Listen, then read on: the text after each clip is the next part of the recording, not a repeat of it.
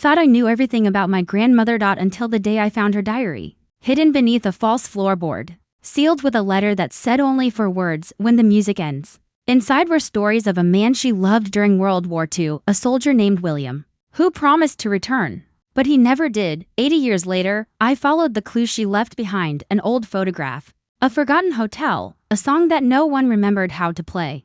What I found changed everything. A hidden letter, a love that outlived the war, and the heartbreaking truth about why he vanished, and why she never stopped waiting. This isn't just a story about the past. It's a story about memory, forgiveness, and the kind of love that even time couldn't destroy. When the music ends, she wrote, but what I learned is that real love never ends at all. I never believed in ghosts. At least not the kind that haunt old houses. But after what happened in my grandmother's attic, I'm no longer sure what I believe in. It started on a cold Sunday morning, just a week after Grandma Eleanor's funeral. The house was quiet, too quiet for a place that had seen 3 generations grow up within its walls. The kind of silence that presses on your chest and makes you feel like you're trespassing in your own memories. Mom had asked me to help sort through Grandma's things before we sold the house. Just keep what feels important, she said. But how do you decide what parts of a person's life are important? I climbed up to the attic, a place I'd only visited once as a child. The wooden steps creaked under my weight,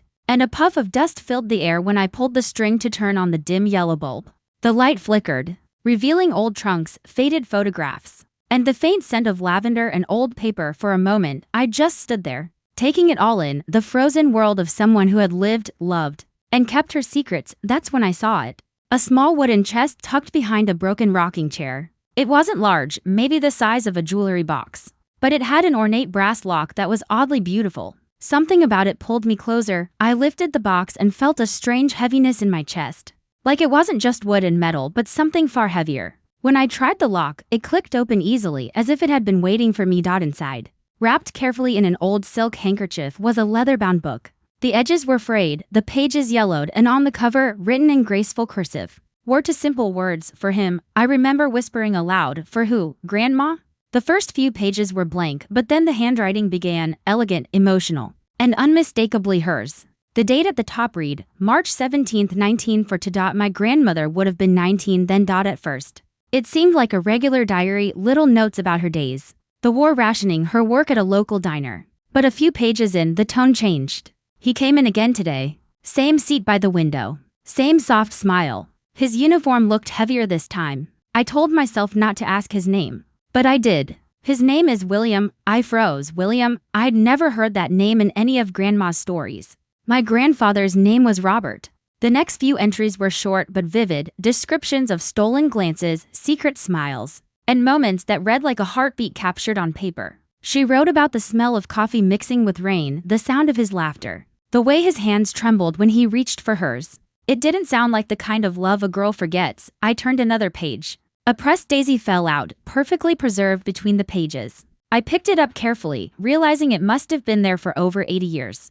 That's when I noticed something else, a faint stain on the corner of one page. It looked like a tear. He said he's shipping out tomorrow. I told him I'd wait. I meant it. God help me, I meant it. My throat tightened. The words seemed alive, pulsing with a pain that hadn't faded with time. And then, at the bottom of the page, in slightly shakier handwriting, if anyone ever finds this, please tell him. I never stopped waiting. I closed the diary slowly, heart pounding. Who was William? And why had Grandma hidden this for her whole life? As I sat in that dusty attic, I realized something. This wasn't just a diary. It was a confession. A secret love story buried for decades, and I had just opened it. I didn't know then that reading it would change everything I thought I knew about her. And about love itself. The next morning, I couldn't stop thinking about the diary. It felt like Grandma was whispering to me from beyond time, her words pulling me deeper into a world I never knew she had lived. I made a pot of coffee and sat by the kitchen window, the diary open in front of me. The ink had faded, but the emotion hadn't. Every line felt like a heartbeat. April 2, 1942. He came in again today. William, he's quieter now. There's something in his eyes, like he's already somewhere far away. Eleanor had been just 19 when the war was reshaping the world. She worked at a small diner near the train station in Ohio, a place soldiers often stopped before shipping out. The diary painted vivid pictures of that life. Cigarette smoke swirling in the air, the clang of coffee cups, the hum of jukebox music barely drowning out the fear that hung over everyone. He asked if I liked Glenn Miller. I said yes, even though I'd never heard his music. He smiled like I'd just said the right thing. Their conversations began innocently about the weather, her dreams of being a nurse, his mother's apple pie. But as the entries went on, something deeper took root. Eleanor described the way William looked at her, not with the haste of a soldier about to leave, but with the calm certainty of someone who'd already found what he'd been searching for. He said he wasn't afraid to fight, but he was afraid to forget. I told him that memories don't fade if someone keeps them alive. Those words hit me hard. I thought about Grandpa, about how different he was from the man described in these pages. He'd been kind, but distant. Grandma had never spoken of great passion, only steady love, but this was fire. One entry stopped me cold. He leaves tomorrow. He gave me his mother's locket. Inside, there's a tiny photo, not of her, but of me. He said he took it yesterday, when I wasn't looking. Said he wanted to keep my smile close to him. I could almost see it, the two of them standing on the train platform. His duffel bag slung over his shoulder, her trembling hand clutching the locket. He told me to wait for him. He said, if I don't come back, promise you'll live. Really live, but I couldn't say yes. I told him I'd wait forever. The next few pages were tear-stained. The ink blurred, as if her heart had bled onto the paper. The train took him away at dawn. The smoke lingered long after he was gone. I stood there until the sky turned pink and then gray again. I've never felt emptier. I wiped my eyes, realizing my coffee had gone cold. The house felt smaller now, filled with the weight of a love story that had once burned bright under the shadow of war. Then I turned the page and found something that wasn't handwriting. It was a photograph, a black and white image of a young man in uniform, hat tilted slightly, with a smile that made you want to trust him. On the back, written in pencil for Eleanor, until I'm home, but he never came home. That much I already suspected. I looked around Grandma's old house, wondering, had this locket, this photograph, been with her all these years? Did Grandpa know? Or had she buried this part of herself so deep no one could ever find it? Until now? The last line on that page made my chest tighten. If he never returns, I'll write until my words reach him somehow.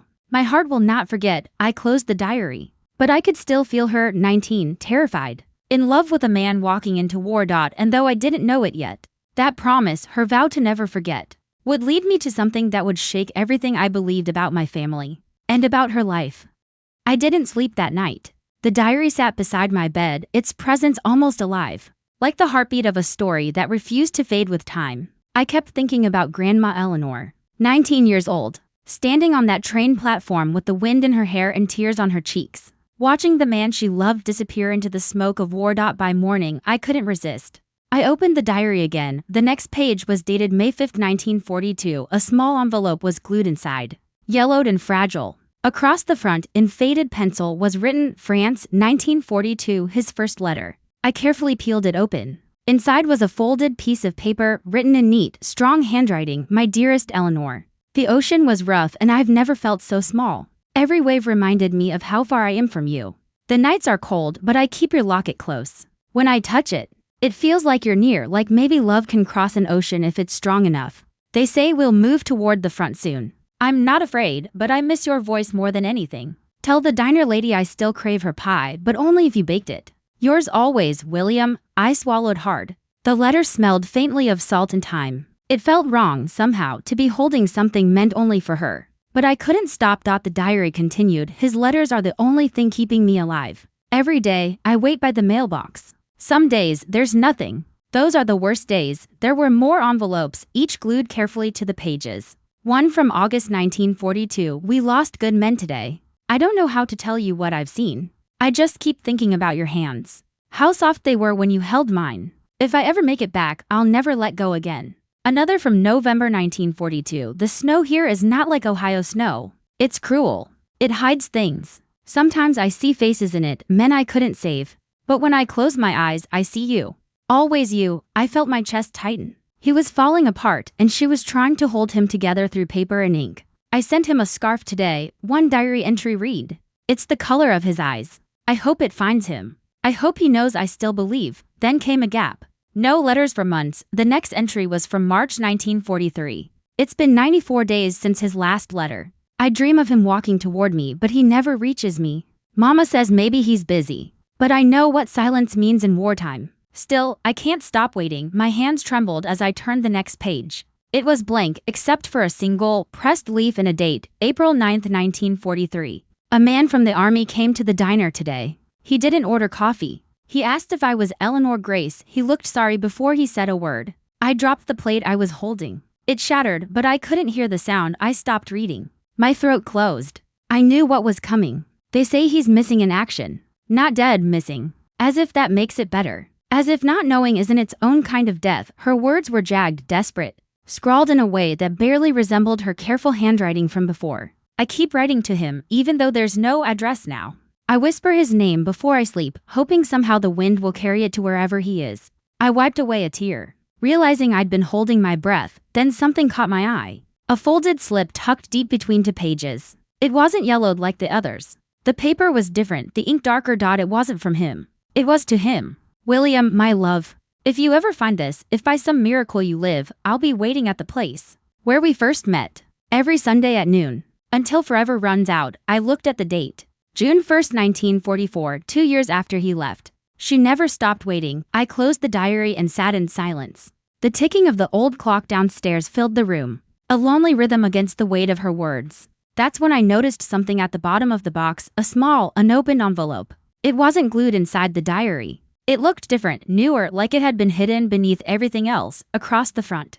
Written in the same careful cursive, for whoever finds this. I felt a chill crawl down my spine. Asterisk, the unopened envelope burned in my hands like it was alive. For whoever finds this. The words were simple, but they carried a strange weight. As if my grandmother had written them for me, decades before I was even born. I didn't open it right away. Instead, I just sat there, staring at the handwriting I had seen all through the diary. The same loops, the same delicate strokes. Except this time, they trembled, as if written by someone who had finally lost hope. When I finally unfolded the letter, I noticed it wasn't written like her diary entries. It wasn't meant to record events. It was a confession. If you're reading this, then time has taken me, and my truth with it. I once loved a man named William. I promised to wait for him, and I did.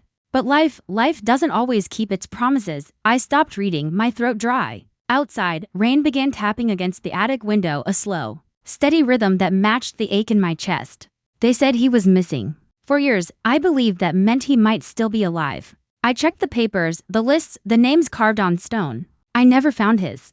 Hope can be cruel. It doesn't die, it just wears you down until you're too tired to carry it. Then one day, he came back. I blinked. He came back. I read the next line twice, my pulse quickening. It was the summer of 1946. The war was over. The world was healing. I was working again at the diner when I saw him walk through the door. William, my William. My heart jumped. For a second, I could imagine her, frozen behind the counter. The clang of dishes fading as everything else disappeared. He looked older. His eyes were different. But it was him. I ran to him before I could think, before I could breathe.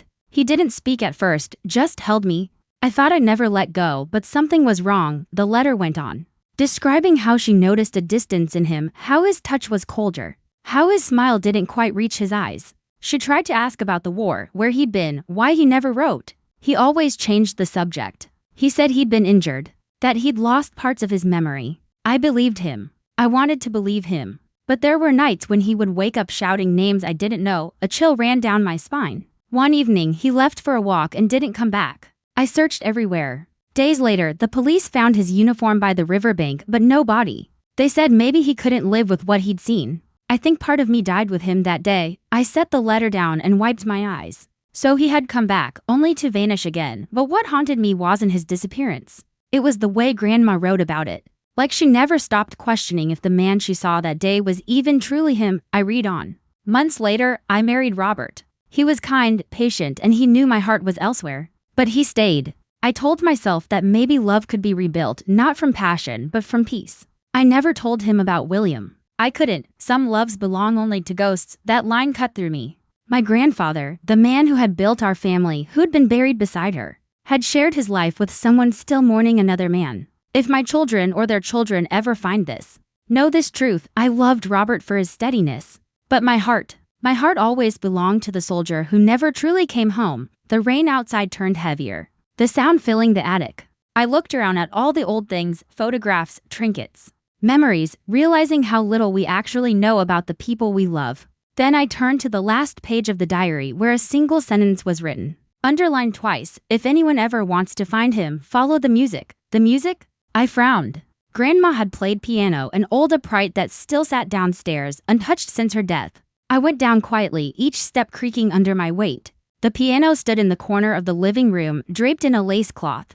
I pulled it away and pressed one of the keys. Middle C. It let out a soft, haunting note. For a moment, I thought it was just sentimental nonsense. Then I noticed something strange. Under the piano lid, taped to the wood, was a small folded paper. I pulled it free. Inside was a faded photograph of Grandma Eleanor and William together standing in front of a building with a sign that read, Rosemont, Boston. 1946 Boston?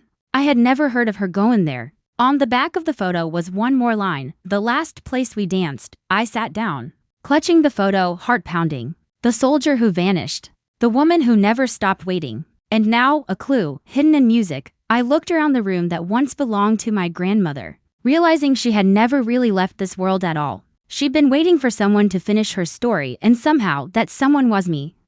It's strange how a single photograph can rewrite everything you thought you knew about someone. I kept staring at the words Rosemont, Boston. 1946, the last place they danced. The logical part of me said it was just a coincidence. Maybe Grandma had visited Boston once, maybe it was nothing. But something deeper, something instinctive, told me it meant more. That night, I couldn't sleep.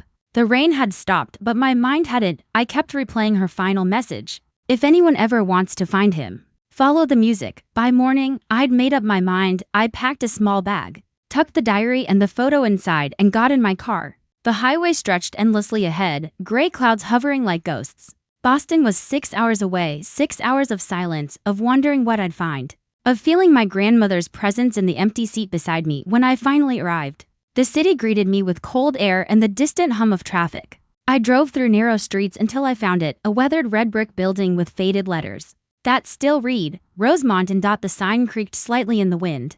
The windows were dusty, the front door faded, but the place still stood, like a relic of a time when jazz music spilled from every corner, and soldiers danced before heading off to war. I stepped inside. The bell above the door jingled weakly. An elderly man at the counter looked up from his newspaper. His hair was silver, his posture straight, military straight. Can I help you, miss? He asked politely. I hesitated before holding out the photograph. I think my grandmother stayed here a long time ago. Her name was Eleanor Grace. He took the photo, squinted, then froze. Eleanor Grace? He repeated softly, as if the name had been locked somewhere deep in his memory. Yes, I said. She wrote about this place in her diary. About a man named William. His expression changed. A flicker of recognition, then something like sorrow. He motioned for me to follow him into the small lounge area, where sunlight filtered through lace curtains. The air smelled faintly of old wood and coffee. I remember them, he said finally. They came here right after the war. Booked room 3C. They were young, quiet. Looked like they were trying to hold on to something the world had already taken. My heart pounded. So he really came back? The old man nodded slowly. He did. But not for long. What happened to him? He looked out the window before answering. He disappeared. One morning, she came downstairs looking pale as death. Asked if anyone had seen him. We searched, called the police. But no one ever found him. The room suddenly felt colder. Do you remember what he said? Or where he went? I asked. He shook his head. He didn't say much. But the night before he vanished, I heard something. He was in the lounge, playing the piano. I blinked. The piano? The man pointed toward the corner of the room where an old upright piano still stood, covered in dust, but unmistakably the same model Grandma once owned. He played one song. The man said, the same one over and over. Something slow and sad. Then he stopped, closed the lid, and left. No one saw him again. I walked to the piano, heart racing. My fingers brushed against the keys, leaving trails in the dust. I pressed one gently. The note echoed through the room. Low and haunting, I pulled out the diary, flipping through pages until I found something I hadn't noticed before, a tiny drawing of piano keys, with letters written beneath them, E, D, A, B, A, a melody code. I played it softly. The sound was shaky, uneven. But as the notes filled the air, something incredible happened. One of the keys stuck halfway down. When I lifted it, I noticed a folded piece of paper wedged inside the slot. My pulse quickened. I carefully pulled it out. It was yellowed, fragile, and written in the same steady handwriting I'd seen in William's letters. My dearest Eleanor, if you ever find this, it means I failed to say goodbye the right way. The truth is, I came back different. Not just in body, but in spirit. They made me someone else. I was part of things I can't speak of. Things that broke men in ways bullets couldn't. I didn't want you to see what I'd become. You loved the man I was before the war, not the shadow who returned. But if love survives anything, maybe it can survive even this. You once said music never forgets. So if you ever come back here, play our song. I'll hear it wherever I am. Yours, forever and beyond time, William. I sat there, tears spilling before I could stop them. He had come back. He had loved her. But he was broken, and instead of staying, he'd chosen to disappear rather than let her see the man war had destroyed. The old man watched quietly as I placed the letter back on the piano. You know, he said softly, she came back once. Years later. Sat right there in that chair and played the same song. Cried the whole time. I covered my mouth, my chest aching. She'd followed the music. Now, all these years later, I had to when I walked outside. The wind was cold, carrying faint echoes of distant piano notes. I looked up at the fading sign and whispered, she found you, William. She really did, but deep down, I knew the story wasn't over yet.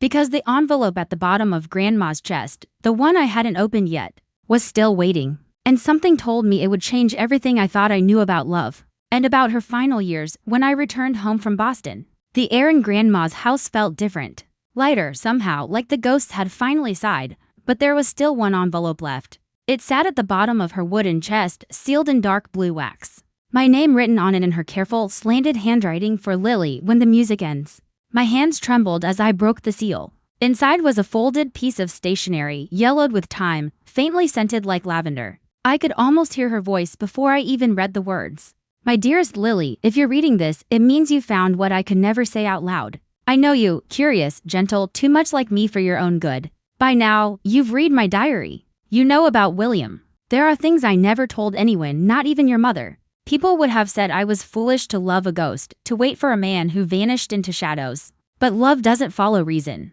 It follows memory. I paused, tears already stinging my eyes. When he left, I thought I'd die from the emptiness. But then I discovered something he left behind, music. The melody he wrote for me before the war. I played it every night for years until the sound stopped hurting. Then one day, the hurt became peace. Because I realized something, love doesn't need two hearts to exist. It just needs one that remembers. The words blurred as I read on. You, my darling Lily, are proof that life gives us second chances, even if we don't recognize them. You have his eyes, his calm, his quiet stubbornness. You remind me so much of the love I lost that sometimes it feels like the universe returned him to me in another form. I froze. His eyes, calm, stubborn. For a moment, I couldn't breathe.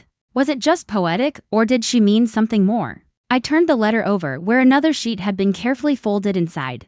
It wasn't her handwriting this time, it was printed. Official. A military document, United States Army Records Division, dated 1950. I scanned the text. Subject, William Carter, missing in action, presumed deceased. Final notes, recovered in Boston area, 1947, under assumed name William Hayes. Memory impairment due to injury. Married local woman, 1948. I read it twice, unable to process it. He hadn't died. He'd survived, but he'd lost everything, even himself. My heart sank as I pieced it together. He had returned to Boston. He had started a new life, never knowing who he once was, and Grandma had found out. She had known the truth all along. I turned back to her letter. When I found him again, he didn't remember me.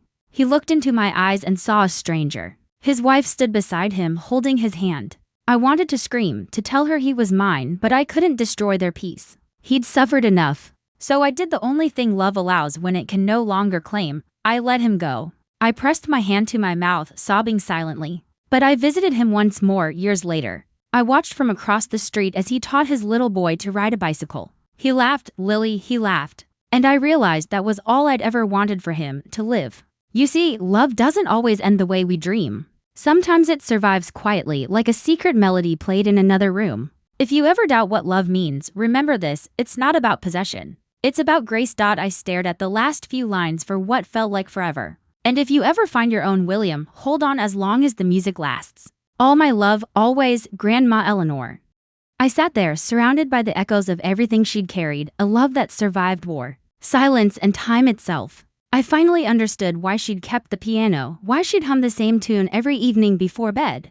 It wasn't habit. It was devotion. I walked to the piano one last time, set her letter beside it, and began to play the melody, the same one from Boston. The notes filled the air, trembling but true. Halfway through, I heard something soft, almost imperceptible. The faint echo of a male voice humming along. For a heartbeat, I froze. The air shimmered with that eerie familiarity, like Grandma and William were both there. Listening, I smiled through tears and whispered, Your song never ended as the final note faded. A gentle gust brushed past me, cool, warm, then gone. I looked down. The page of Grandma's letter had shifted, revealing one final handwritten line I hadn't noticed before. Scribbled faintly in pencil, when the music ends for me, it begins for you, that night. I sat by the window, staring at the stars. The world outside was silent, but inside me, music still played. Her story wasn't just about loss. It was about the kind of love that never dies, only transforms, and maybe, just maybe, that's what she wanted me to learn. The morning after I finished reading Grandma's letter, the house felt completely still. Not the kind of silence that's empty, but the kind that holds a heartbeat. Sunlight spilled through the lace curtains, landing on the old piano. Dust motes floated in the air, dancing like memories in gold light. For years, this piano had been nothing more than furniture. Now, I saw it for what it truly was, her diary in sound. I ran my fingers along the keys one last time, whispering, "Thank you for showing me who you really were." Then I pressed record on my phone and began to play her melody slow, trembling, imperfect, just as she must have once played it for William. The sound filled the house like a whisper of goodbye. Halfway through, I noticed something strange. The piano, silent for so many years, seemed warmer. It was as if the very wood hummed along, echoing a second heartbeat beneath the music. And when the final note faded, I swear, I heard a sigh, soft, peaceful, almost like relief. I stopped recording and listened. Nothing, just the quiet ticking of the clock, but I knew what it meant. It meant she was free. That afternoon, I drove to the coast. The same shoreline where she'd once taken me as a child. Waves crashed against the rocks, seagulls cried overhead, and the wind smelled like salt and memory. In my hands was the blue envelope, now empty. I tore it gently into pieces, letting them scatter into the wind, whispering, "For you, Grandma. For William. For love that never dies." The papers fluttered across the waves like tiny white wings before disappearing into the horizon. When I got back to my car, I found something waiting in the passenger seat. A single white rose. I froze. I hadn't brought it. The seat was empty when I left. For a moment, my heart stopped. Then I smiled, tears burning my eyes, because I understood William, or maybe just fate, sending a final sign. Either way, the message was clear. Their story wasn't lost. It had simply waited. A week later, I sat at my desk editing the recording of Grandma's melody. It was beautiful, haunting, gentle, timeless. I uploaded it to a small music sharing site under the title, Eleanor's Song. A love that survived the war. I didn't expect anyone to notice, but they did. Within days, people began leaving comments. "This melody feels like a memory I never had. My grandfather fought in WWII. This song makes me think of him. Whoever wrote this knew love and loss." Thousands of people listened, shared, and cried. Some said it helped them forgive. Others said it reminded them to reach out to someone they'd lost touch with. And every time I read their words, I whispered, "You did it, Grandma. Your love is still healing people." One night, while reading through more messages, I received a private one. The username read, "W.Carter87. My breath caught. Hello," it said. "I came across your recording. The melody sounds exactly like something my grandmother used to play when I was a kid. She said it came from a soldier she once knew. I never believed her story until now. Thank you for sharing this. William Carter." I covered my mouth, shaking. William Carter. A descendant. His family. The legacy she thought she'd lost still lived. I wrote back, hands trembling, "The song belonged to your grandfather and my grandmother. Their love never ended. It just changed form." He replied a few minutes later. "Maybe it was meant to find its way home." And just like that, it had. That night, I sat by the window again, watching the stars. The same stars she must have watched 80 years ago while waiting for a man who never came home. But in a way, he had come home, through a song, a diary, and the love they left behind. I whispered softly, "You found each other again, didn't you?" The wind moved gently through the trees, carrying faint notes of that same melody, as if someone, somewhere, was still playing it. Maybe Grandma was right. Music never forgets, and neither does love.